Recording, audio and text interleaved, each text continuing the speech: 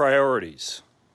Does what you prioritize in life truly match up to your greatest fears and needs and desires? For example, to be as vulnerable and honest as possible, I can tell you that one of my greatest fears in life is that I will lose one or both of my twin sons. And what I mean by that is I will actually sometimes wake up at night in a cold sweat with my heart pounding and thoughts deeply disturbed after having had a nightmare in which one of my sons or both of them actually died or abandoned me or abandoned their faith in God.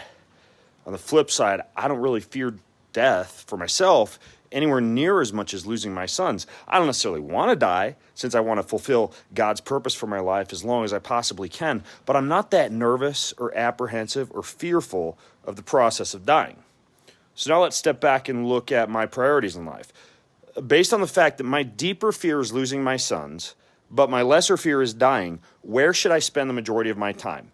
Engaged in life extension, anti-aging, fitness, biohacking, and healthy longevity strategies so I can suck as many years as possible out of life, or engaged in deep and present time with my sons? Which one?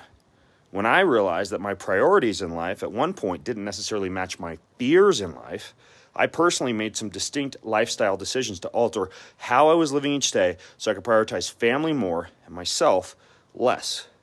So how about you?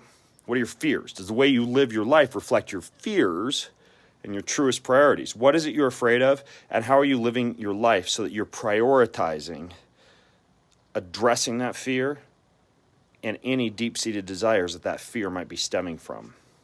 All right. If you're not, you're probably stuck in some kind of a hypnotic trance you can read about in books like Napoleon Hill's Outwitting the Devils. You got to snap yourself out of that hypnotic trance. And congratulations, the first step in that process is recognition of the necessity of doing that.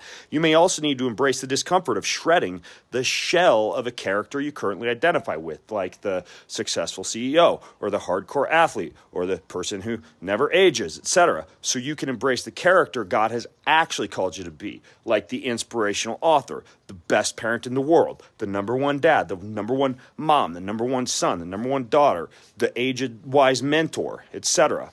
Otherwise, you might someday encounter a version of hell, namely, meeting the man or woman you could have been but never became because you were so caught up in shallow desires and pursuits that you never actually recognized your true calling and highest priority in life.